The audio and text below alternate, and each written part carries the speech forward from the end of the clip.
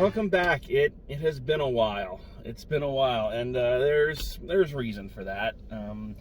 First of all, just life happens. It's the summer. I had places to go, things to do, people to see.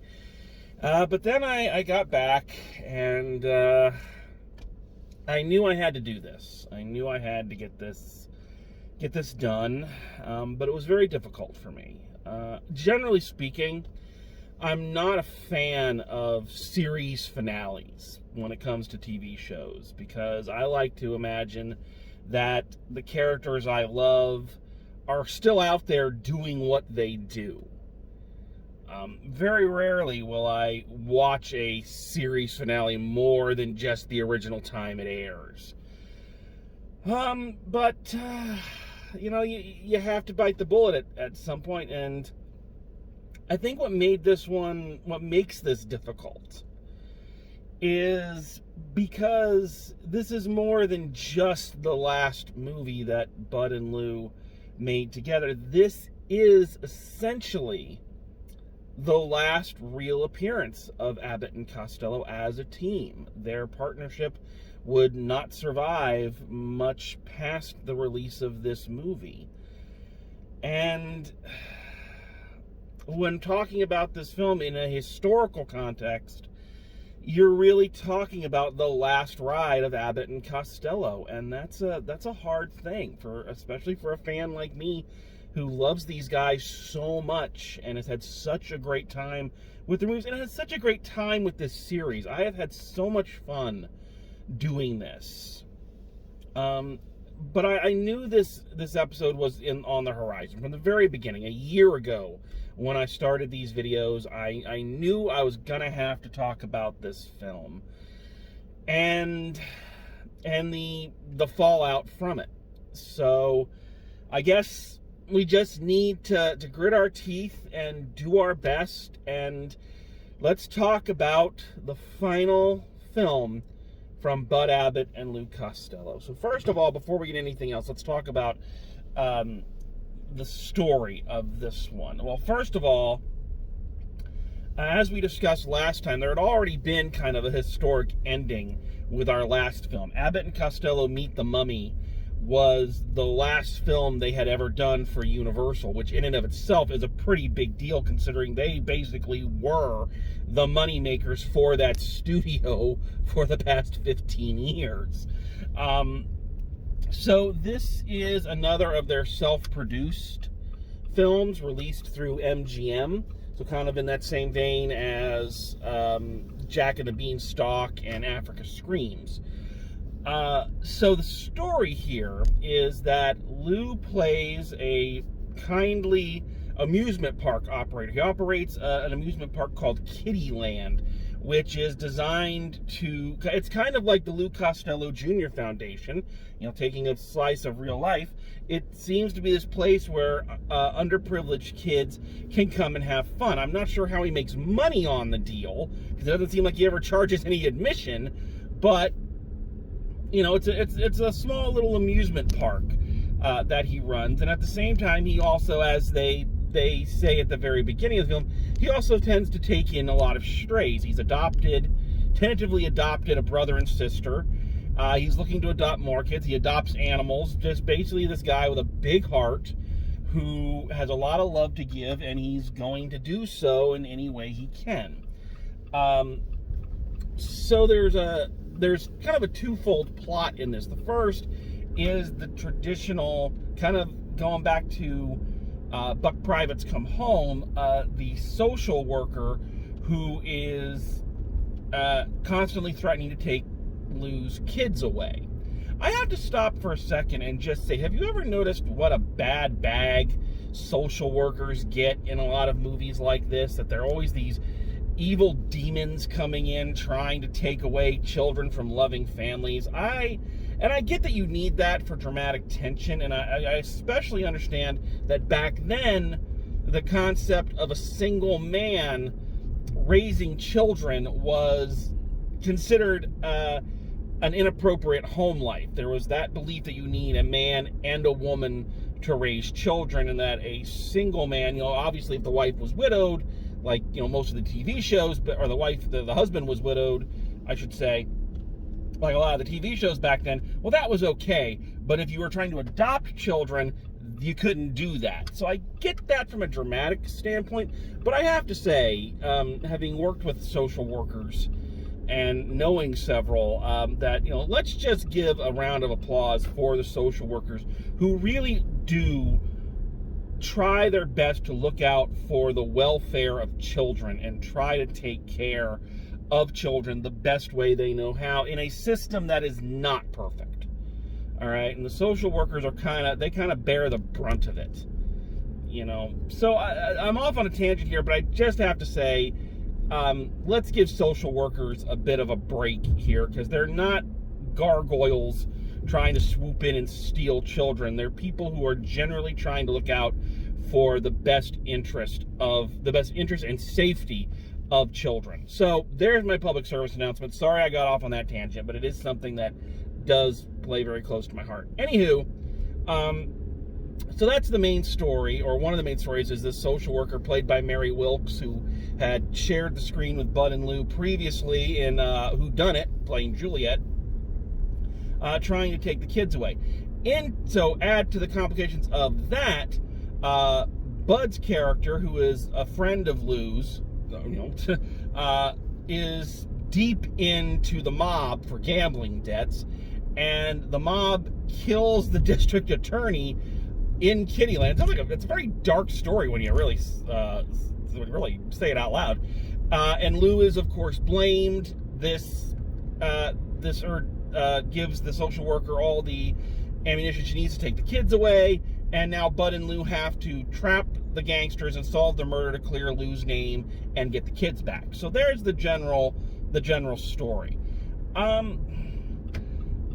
A lot of people, I think the general consensus on this film is that this is the worst Abbott and Costello film. A lot of people just do not like it. And I think that I can see that argument. I don't necessarily agree with it.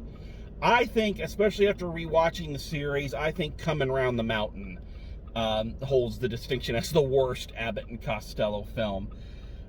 But I can see why people are a little taken aback by this film. Because first of all, I think there is kind of like I have, there's a lot of that prejudice of it is the last one, and that kind of, that doesn't sit well with hardcore fans. But I think the other issue is that it's very different in tone, in atmosphere, and timing than any of their previous works. And that's on purpose. Bud and Lou, at this stage of their careers, keep in mind, they had not planned to break up. We know that's going to be the outcome, or not so much the outcome, but that's going to be in the aftermath of the release of this film. But they still had a long career planned with each other. They still had a lot of projects that they were very excited about doing.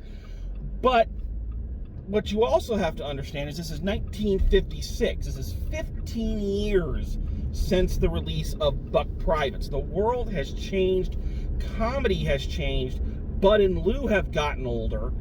And they are very interested at this stage of their careers in trying to change their act.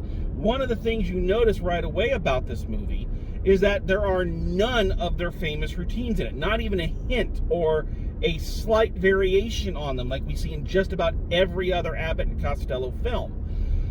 And that was, again, a conscious choice. They had made the decision to archive those routines, the things that had kind of brought them to the dance, and try to come up with new material. So you see a lot of that in here. They're still doing their rapid-fire delivery, and they're still doing kind of bouncing lines back and forth off each other.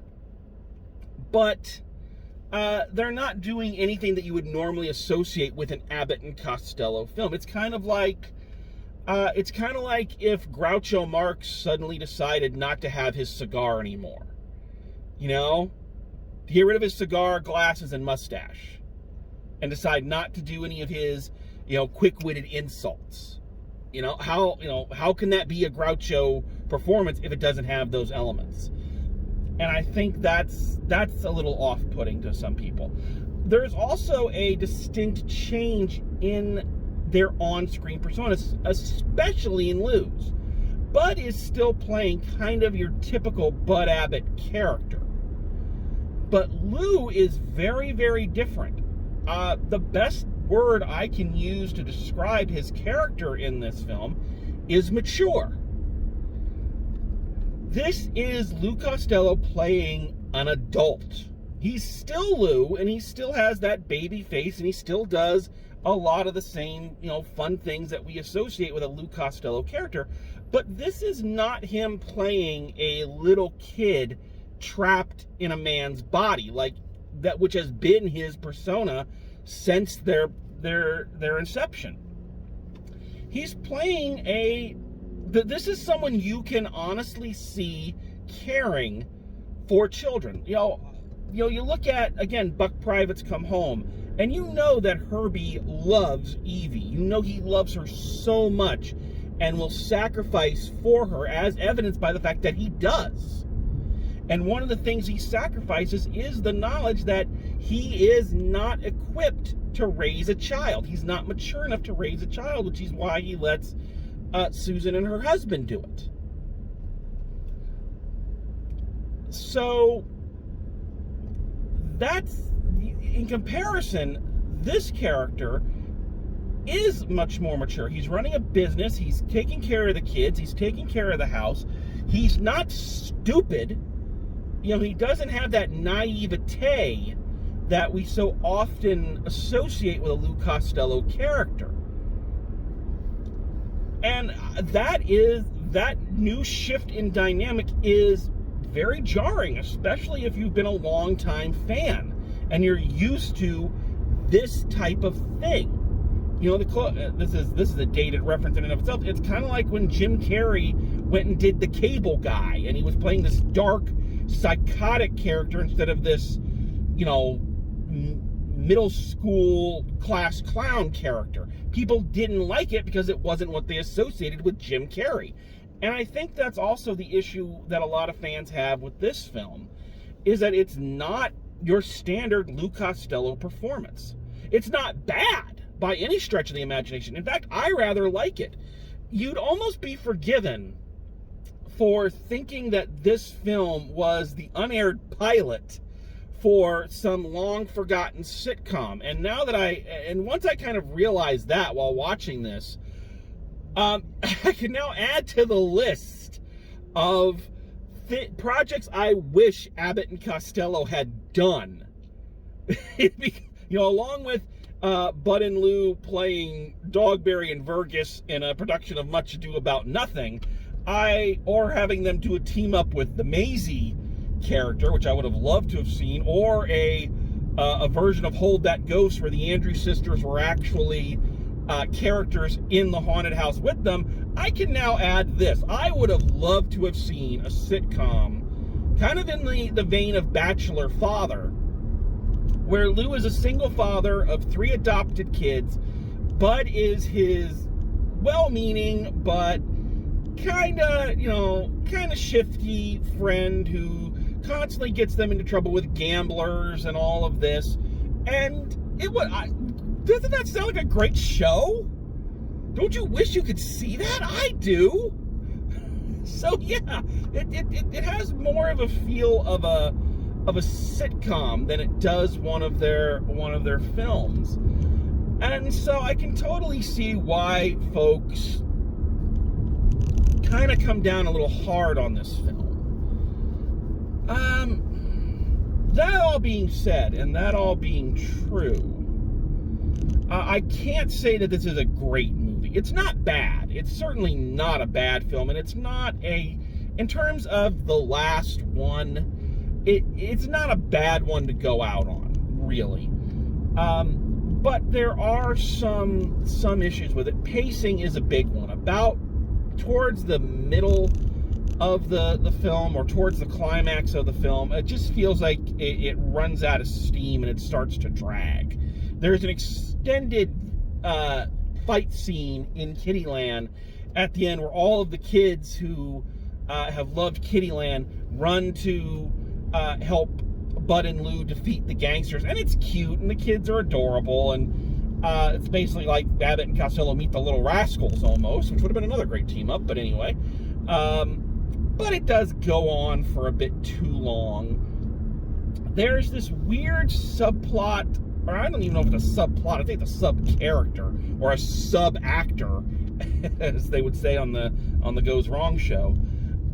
There's this weird character who's like the boyfriend of Lou's adopted daughter, and he's just some Bobby Sox hip cat who's spouting what I think at the time an adult writer would think a teenager in the late 50s would talk like. It's kind of like now when you watch Disney or Nickelodeon and you see this is how 40-year-old writers think millennials or younger kids of this day and age talk. It's very, boobity scoobity doo bop bop a doo bop wop wop wop wop wop, and you're just like, why are you here?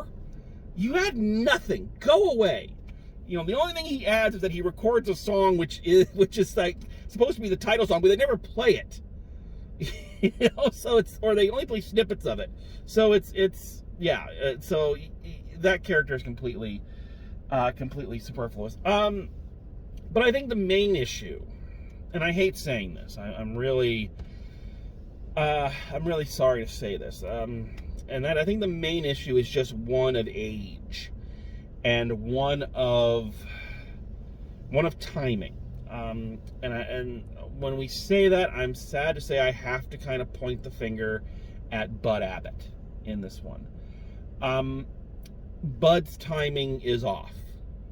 One of the things they said when they did this movie was that they were doing a lot of things different, and one of the things they were trying to do was actually act. They weren't just playing various versions of their vaudeville characters, and that's true.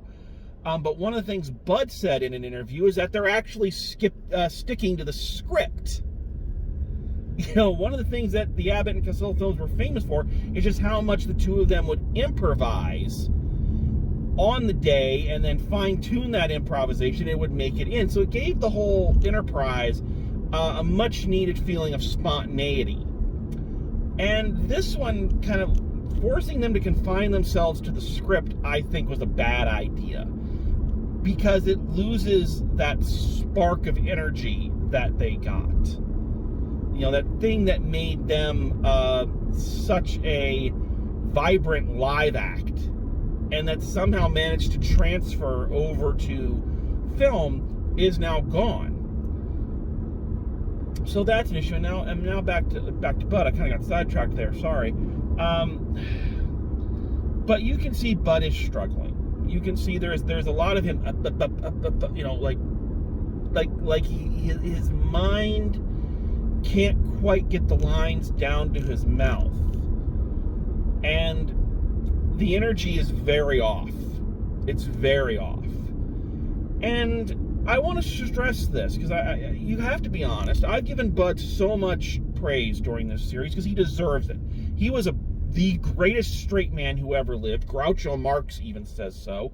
And he was a brilliant comedian and actor in his own right. He doesn't get that credit. He really doesn't get that credit. But at this time, this is 1956, Bud is 61 years old. All right? And I guess this is a segue. I guess there's not a whole lot to talk about the movie after this. But this kind of segues into what happened after this movie. And that is that, so this movie comes out, decent reviews. It does okay at the box office. Not a smash, but it does decent. And, they have plans for future films. They have plans for future projects. They wanted to do a game show for kids on Saturday mornings, which I think would have been really fun. And then they were booked to appear at a comedy club opening and do a 2-night engagement. And the first night, everything went great. And everything went to plan. They got big applause. And the next night, they went out to do Who's on First. As the legend goes, they go out to do Who's on First, and Bud's timing is off. And who's on first is, I take it if you're watching this, you're an Abbott and Costello fan, so you don't need me to tell you that who's on first is a routine that requires good, not just good, but outstanding timing. And if that timing is off, then the whole routine goes down. And apparently Bud's timing was so off that the act died there on stage. It was, and I've been on stage where things go wrong, so I can imagine how that feels.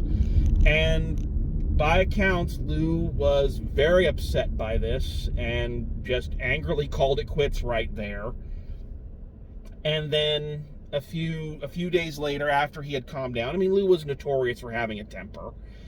After he calmed down, he called Bud, or some stories say he went and talked to Bud and basically said that it was time for them to dissolve the partnership and go their own ways. Now, there are conflicting reports. This is why I brought up the thing before. There are conflicting reports. The urban legend for a very long time was that Bud was drunk that night, and that's why his timing was so off. Other reports say that's not the case. It just was a bad night, and I tend to believe the former. Because it just seems like there's more evidence for it. Again, if you look at this movie and you look at their previous film, I believe I mentioned this when reviewing Meet the Mummy, that Bud's timing is slowing down.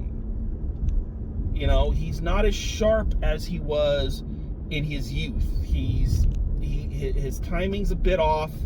You can tell his voice is getting scratchier and scratchier kind of by the day. So it feels to me like this is a situation where, he just reached that point. It's been well documented on this series and in other Abbott and Costello publications. The numerous serious health problems that Lou Costello had throughout his life as a result of his rapid fire schedule. I state again, it's been 15 years since the release of Buck Privates. And in that time, Bud Abbott and Lou Costello have worked almost continuously.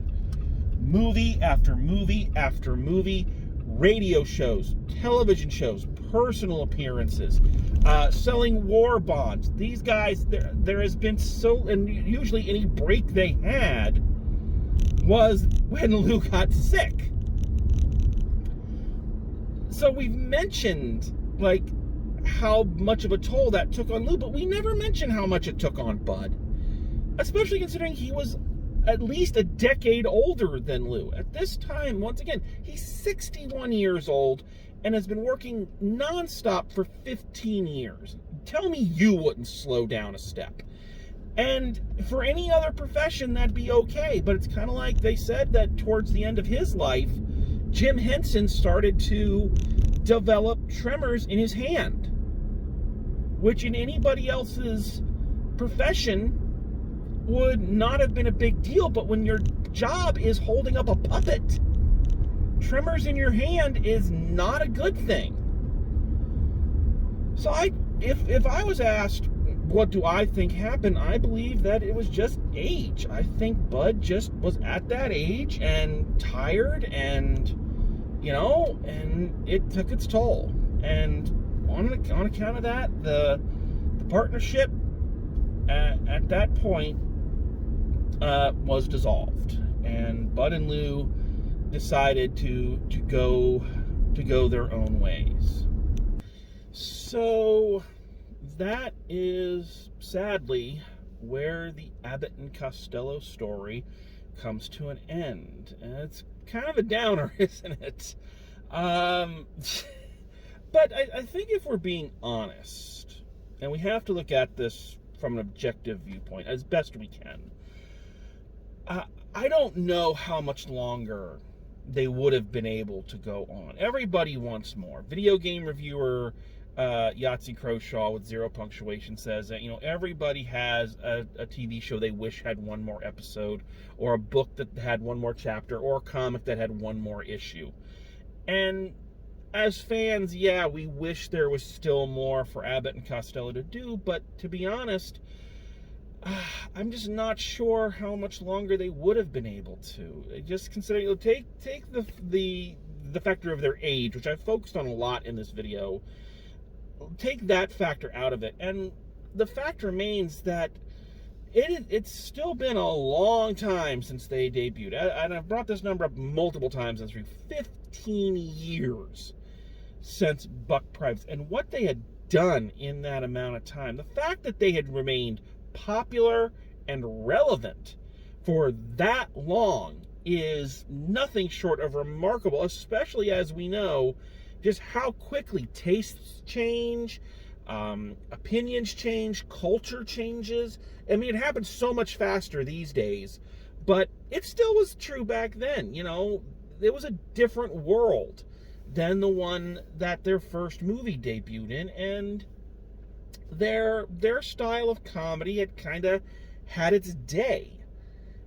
And they were one of the last kind of remnants of, I believe, I could be wrong about this, but I'll need to check into this. So if this is wrong historically, then I apologize. But I think they lasted longer than the Three Stooges. They lasted well, not as long as the original, or as the regular incarnation of the Stooges. The Stooges were still going well into the 60s, I believe. But, they lasted longer than the Marx Brothers, Laurel and Hardy. I mean, they were deep into the 50s. And there's that style of comedy, that comedy team vaudeville style, was on the outs. Just was, And I just don't know. I think if they had stayed together, I don't know how many more movies they would have done, or if their films would have kind of shifted to be more guest starring roles, or if they would do kind of like they did in this film and start pushing Lou a little bit more to the forefront, while Bud took on more of a supporting role, as they had done in several of their films.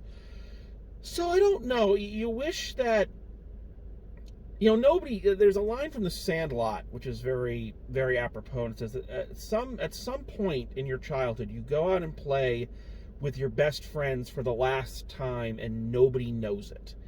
And, nobody knew this was going to be the last Abbott and Costello project, and I'm sure that we wish that had they known, maybe we would have gotten something a little grander. But really, is there anything that's going to be a satisfying ending? It's like the ending of Game of Thrones that people still bitch about.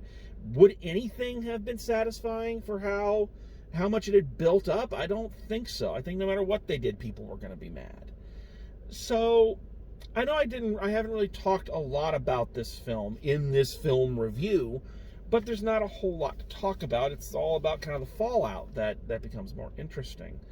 But I think final thoughts on this film is it's a fun little movie. It's okay. It's neat to see them trying some new things, but I think it is clear that the style that they had performed in is no longer viable, and they're going to have to do new things.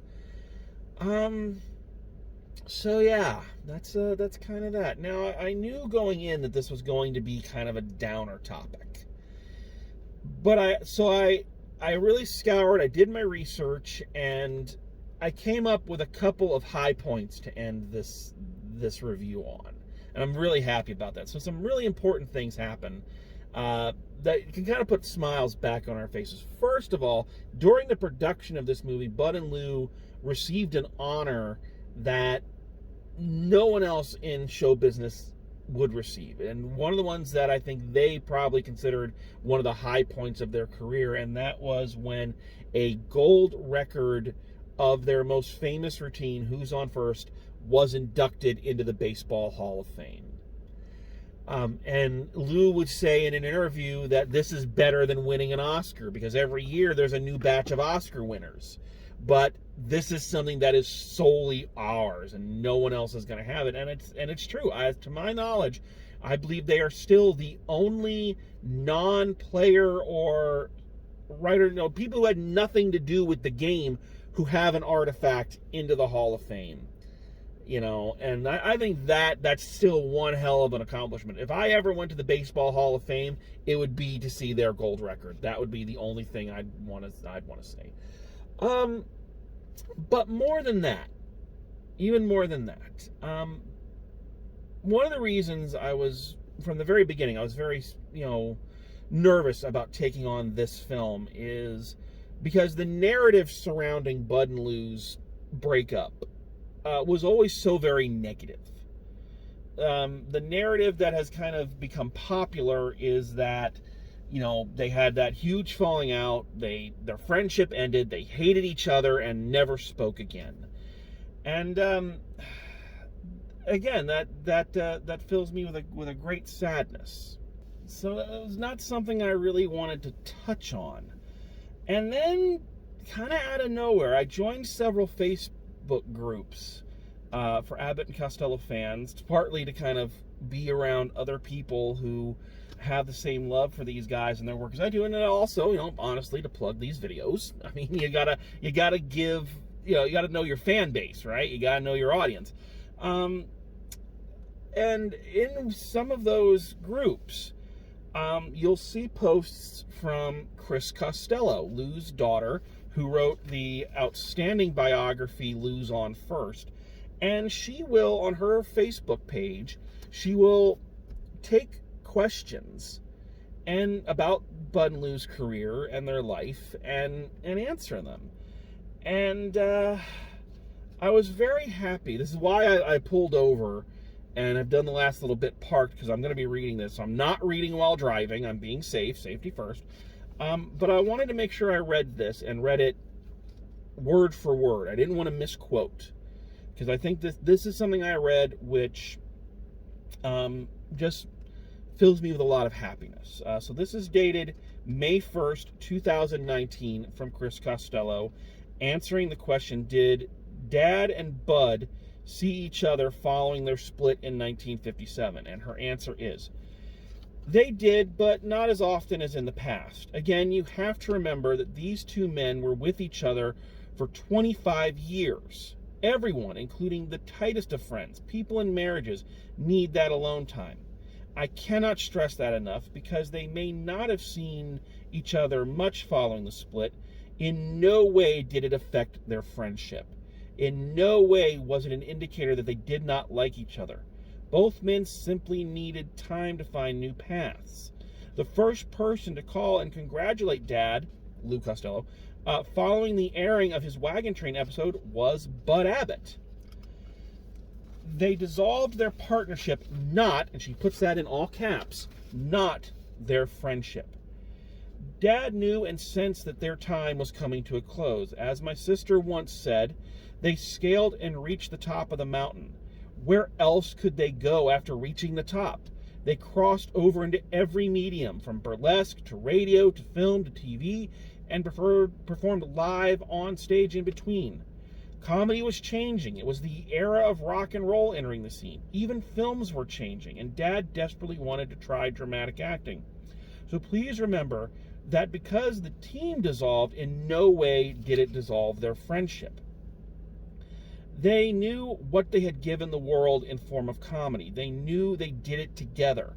Bud was extremely devastated when Dad passed. My God, Bud not only lost a partner he had worked with for 25 years, but a friend who was more like a brother. Dad and Bud had their fights, disagreements. They were competitive with each other.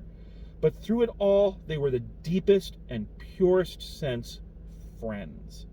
More like brothers. Because they dissolved the act, in no way did it dissolve the love these two men had for each other.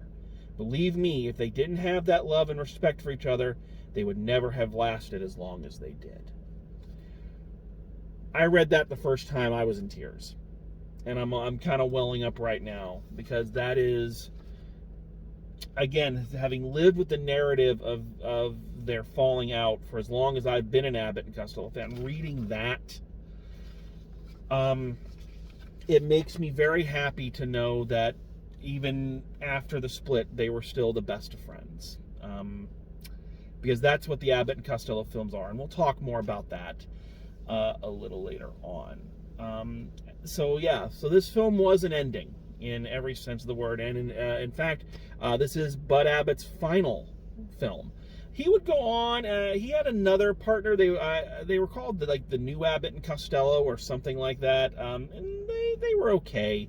But I think by that point he was ready to retire. He did a few things here and there, but for the most part, Bud kind of enjoyed a quiet retirement after the split from Lou. Lou still had a bit left in the tank, and he still had a bit to offer. And with that in mind, I have to say that while this is the final review of an Abbott and Costello movie, it is not the end for Drive Home Reviews meets Abbott and Costello, because when we return, we are going to take a look at the solo projects of Lou Costello, including his appearance on the popular Western show Wagon Train and his one and only solo film, The 30-Foot Bride of Candy Rock. So, I look forward to seeing you all again, look forward to still covering Abbott and Costello related content, and until then, drive safe, and I'll see you at the movies.